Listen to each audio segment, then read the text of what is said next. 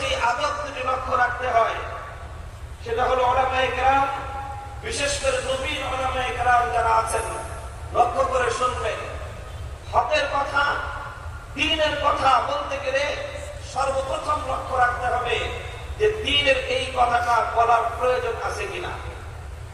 এই কথাটা এই মানুষের সামনে, এই অডিয়েন্সের সামনে, এই শ্রোতা মণ্ডলীর সামনে বলার কোন প্রয়োজন এই মুহূর্তে আছে কিনা এটা লক্ষ্য রাখতে হয়।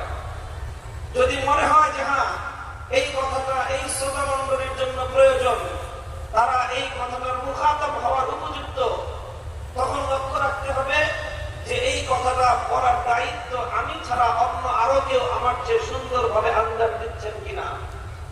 যদি অন্য কেউ আমার চেয়ে আরো সুন্দরভাবে এই কথাটা মানুষকে পৌঁছে দিচ্ছেন, তাহলে সেই ক্ষেত্রে অযথা কোন কথা বলার দায়িত্ব নিজে কাঁধে তুলে নেওয়াটা, এটা ওয়াজ এবং নসিহত করার যে উসুল রয়েছে ইসলামী শরীয়তে, সেই উসুলের খেলাফ।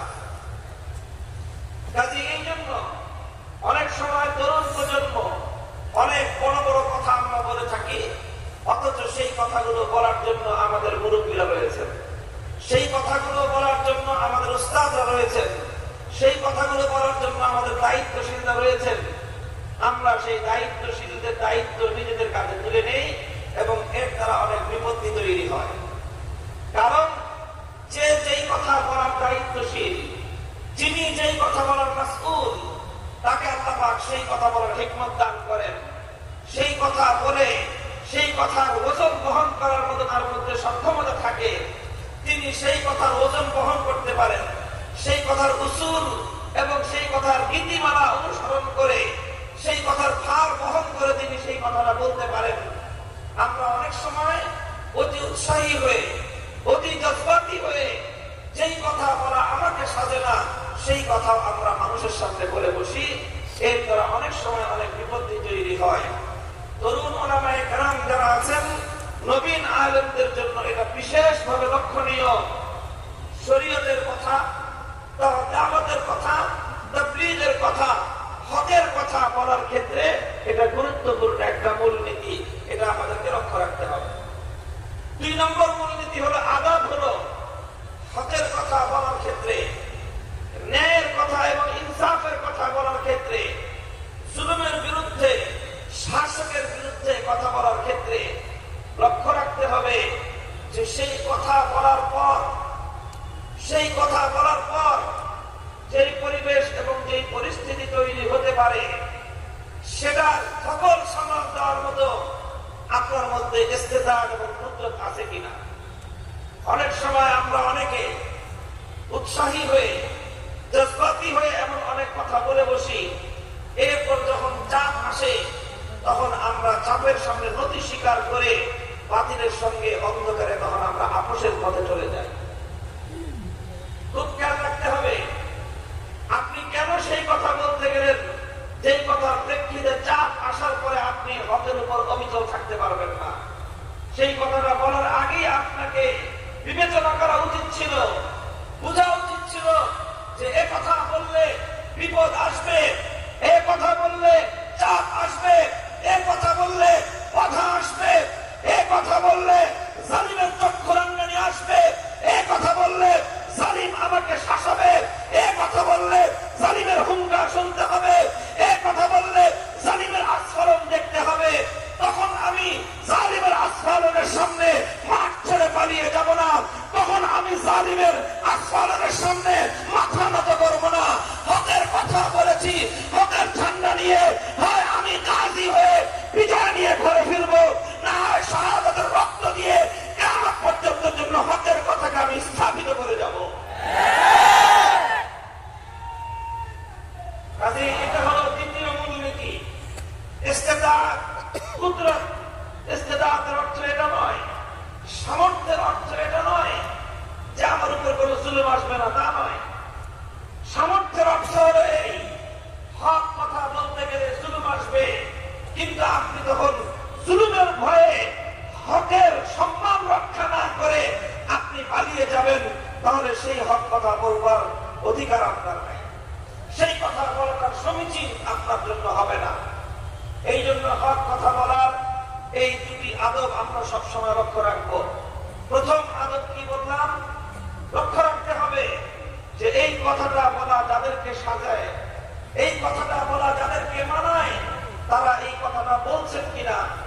যাদের যেই কথা যেই পর্যায়ের দায়িত্বশীল থেকে আসা উচিত, সেই পর্যায়ের দায়িত্বশীল থেকে যদি আসতে থাকে, তাহলে অপেক্ষাকৃত নবীনরা অপেক্ষা করবে। তারা তখন সেই কথা নিজে বলার দায়িত্ব কাঁধে তুলে নেবে না, বরং বড়দের জন্য সেই কথাটা বলার সুযোগ করে দিবে। প্রথম আদব এটা। দ্বিতীয় আদব হলো হক কথা বলার ইস্তেদাদ এবং তার সামর্থ্য থাকলে হক কথা বলবে। ইস্তেদাদ এবং সামর্থ্যের অর্থ হলো এই, হক কথা বলতে গেলে যদি কোনো বাধা বিপত্তি আসে, তাহলে সে বাধার ভয়ে, বিপত্তির ভয়ে, হুঙ্কারের ভয়ে, আস্ফালনের ভয়ে সে হক কথার ঝান্ডা ভুলুণ্ঠিত করে পালিয়ে না গিয়ে সে বাতিলের মোকাবেলা করবে, ময়দানে টিকে থাকবে। এই হিম্মত এবং এই সৎ সাহস যদি থাকে, তাহলে ধরে নিব আমরা যে একজন মানুষের মধ্যে হক কথা বলার সামর্থ্য রয়েছে। এই সামর্থ্য যখন আপনার থাকবে, এবার আপনাকে হক কথা বলতে হবে। আপনাকে আল্লাহর নবীর ওই হাদিসের আপনাকে সুসংবাদ অর্জন করার জন্য উৎসাহী হয়ে সামনে অগ্রসর হতে হবে। আফজালুল জিহাদ কালিমাতু হাক্কিন ইনদা সুলতানিন জায়ের। অত্যাচারী জালিম বাদশার সামনে হক কথা বলা সর্বশ্রেষ্ঠ জিহাদ। এই জিহাদের ফজিলত হাসিল করার জন্য আপনাকে তখন মাথায় পাগড়ি বাঁধতে হবে, আপনাকে তখন বুকে হিম্মত এবং সাহস জমা করতে হবে।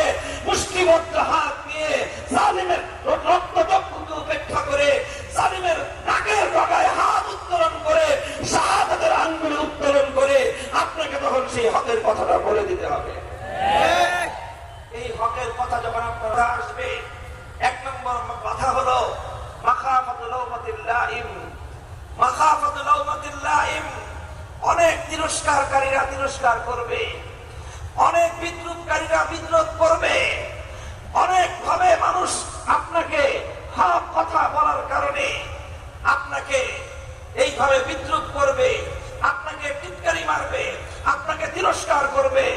আল্লাহ রাসূল সাল্লাল্লাহু আলাইহি ওয়াসাল্লাম আবু যর গিফারী রাদিয়াল্লাহু তাআলা আনহুকে এই ক্ষেত্রেই বলেছিলেন, ওয়ালা তাখাফ ফিল্লাহি লাউমাতা লাইম। সত্যের কথাটা বলে যাবে, হকের কথাটা বলে যাবে, কোন তিরস্কারকারীর তিরস্কারে তুমি ভয় পাবে না, কোন বিদ্রুপকারীর বিদ্রুপকে তুমি পরোয়া করবে না, বরং আল্লাহর জন্য, আল্লাহর দ্বীনের জন্য যে হক কথাটা বলা প্রয়োজন, সেই হক কথাটা তুমি বলে যাবে। তিরস্কারের ভয় করা যাবে না, টিটকারির ভয় করা যাবে না, বিদ্রুপকারীর বিদ্রুপের তোয়াক্কা করা যাবে না। এটা হলো এই বাধাটা আসবে। এই বাধাটা যখন আপনি অতিক্রম করবেন, বিদ্রুপকারীর বিদ্রুপকে যখন আপনি অতিক্রম করবেন, তখন দ্বিতীয় বাধা আসবে। রাসূল আকরাম সাল্লাল্লাহু আলাইহি ওয়াসাল্লাম সেই বাধা অতিক্রম করার জন্য তার প্রিয় সাহাবী হযরত আবু সাঈদ খুদরী রাদিয়াল্লাহু আনহুকে নির্দেশ দিয়েছেন, লা ইয়ামনাআন্না আহাদান লা ইয়ামনাআন্না আহাদাকুম রাহমাতুন নাস লা ইয়ামনাআন্না আহাদাকুম রাহমাতুন নাস আন ইয়াকুলুল হক্ক ইযা রাআহু আও শাহিদা। তোমাদের কাউকে, কোন সাহাবীকে, কোন ঈমানদারকে, আল্লাহ নবীর সত্যিকার কোন অনুসারীকে যেন কোন হক কথা বলার ক্ষেত্রে কোন মানুষের ভয়, কোন মানুষের আতঙ্ক যেন বাধা হয়ে না দাঁড়ায়, বরং সব মানুষের ভয় ভীতিকে উপেক্ষা করে জালিমের সামনে, অত্যাচারীর সামনে, অন্যায়কারীর সামনে, প্রভাবশালীর সামনে যে হক কথাটা বলা প্রয়োজন, সেই হক কথাটা তুমি অকপটে বলে যাবে। হযরত আবু যর গিফারী রাদিয়াল্লাহু আনহু এই জন্যই এক হাদিসের মধ্যে তিনি ইরশাদ করেছেন, লাউ ওয়াযাতুমুস সামসামাতা আলা হাযিহি লাউ ওয়াযাতুমুস সামসামাতা আলা হাযিহি সুম্মা ইন্নী যানানতু আন্নী উনফিযু কালিমাতান সামি'তুহা মিন রাসূলিল্লাহি সাল্লাল্লাহু আলাইহি ওয়াসাল্লাম ক্বাবলা আন তুনজিজু আলাইয়া লাআকফাসতুহা। হে অত্যাচারী জালিমের দোসররা, শুনে রাখো, তোমরা যদি আমার কাঁধের উপর, গর্দনের উপর তরবারি রাখো, উন্মুক্ত তরবারি রেখে আমাকে যদি আল্লাহর দ্বীনের কোন হক কথা বলার ক্ষেত্রে তোমরা বাধা দাও, মনে রেখো আমি আল্লাহ নবীর কাছ থেকে যেই হক কথা শুনেছি, তোমরা আমার